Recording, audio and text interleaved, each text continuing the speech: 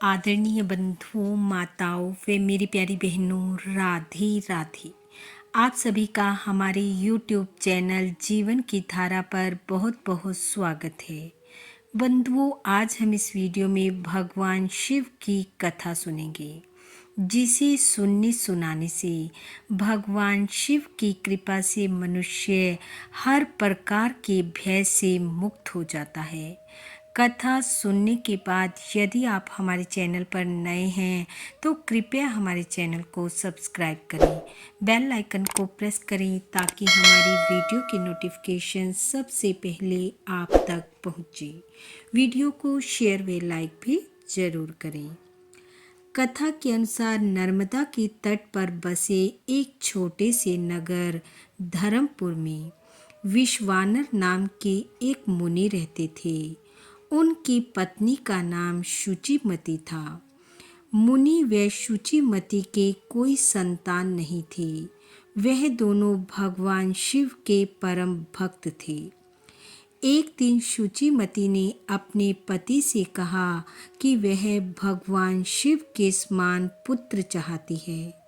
पत्नी की इच्छा पूर्ति व संतान की चाह को लेकर मुनि विश्वानर भगवान शिव की आराधना व तपस्या हेतु काशी आ गए। वहां मुनि ने भगवान शिव की वीरेश लिंग की आराधना की और कठोर तप किया।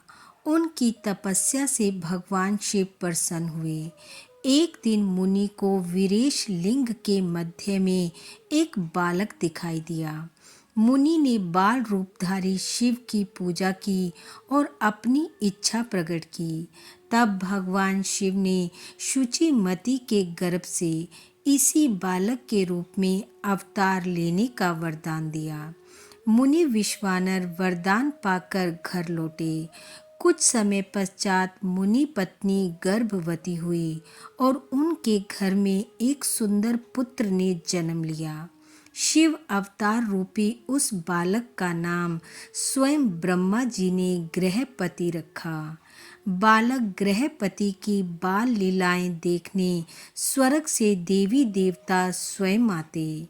एक बार नारद जी बालक गृहपति के दर्शन हेतु आए। गृहपति को देखकर नारद जी ने कहा, यह बालक सर्वगुण संपन्न है, परंतु 12 वर्ष की आयु में इसे बिजली अथवा अग्नि द्वारा भय उत्पन्न होगा। यह सुन मुनि विश्वानर व देवी शुचिमती चिंतित हो उठे। नारद जी के जाने के बाद माता विलाप कर रोने लगी और पिता अत्यंत दुखी हो उठे। माता का रुदन और पिता का दुखी होना बालक गृहपति को बिल्कुल अच्छा न लगा और वह माता पिता को कहने लगे, आप इस तरह दुखी ना हो। मैं भगवान मृत्युंजय की आराधना करूंगा और काल को भी जीत लूंगा। आप निश्चिंत रहिए। ऐसा कह बालक गृहपति काशी के लिए निकल पड़े। काशी पहुंच बालक ने भगवान विश्वनाथ के दर्शन किए और फिर शिवलिंग की स्थापना कर बालक भगवान शिव की तपस्या करने लगा। बालक की आराधना व तपस्या से प्रसन्न हो देवराज इंद्र प्रकट हुए और बालक गृहपति को वरदान मांगने को कहा। इंद्रदेव को उत्तर देते हुए गृहपति ने कहा, मैं भगवान शिव का उपासक हूँ और मैं केवल भगवान शिव से ही वरदान चाहता हूँ, किसी और से नहीं। गृहपति के वचन सुनकर इंद्रदेव ने कहा, ऐसा क्या है शिव में जो मुझ में नहीं, और शिव तुम्हें ऐसा क्या दे सकते हैं जो मैं नहीं दे सकता। गृहपति ने कहा, मैं आपसे वर याचना नहीं करूँगा, मेरे वरदायक केवल भगवान शिव हैं। यह सुनकर इंद्रदेव क्रोधित हो उठे और गृहपति पर प्रहार करना चाहा, लेकिन बालक गृहपति तनिक भी भयभीत नहीं हुआ। बालक की निडरता और दृढ़ शिव भक्ति देख प्रकाशित हो भगवान शिव अपने वास्तविक रूप में प्रकट हो गए और कहा, हे पुत्र, इंद्र रूप में मैं तुम्हारी परीक्षा लेने आया था। मैं ही तुम्हारा आराध्य शिव हूँ। तुम अपनी परीक्षा में सफल रहे हो। मैं तुम पर अति प्रसन्न हूँ। अब से तुम्हारे ऊपर यमराज का कोई प्रभाव नहीं पड़ेगा और तुम्हारे द्वारा स्थापित यह शिवलिंग अग्निश्वर नाम से प्रसिद्ध होगा।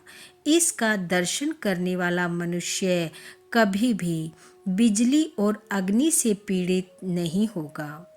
इस प्रकार जो भी मनुष्य भक्ति भाव से अग्निश्वर शिवलिंग की कथा को पढ़ता, सुनता व दूसरों को सुनाता है, वह कभी भी अकारण भय से पीड़ित नहीं होता और भगवान शिव की कृपा से उसके सभी मनोरथ पूर्ण होते हैं।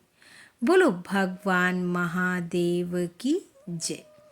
बंधु, भगवान शिव की कृपा आप व आपके परिवार पर सदैव बनी रहे। आपका घर आंगन खुशियों से महकता रहे। इन्हीं शुभकामनाओं के साथ आप सबका बहुत बहुत धन्यवाद। राधे राधे।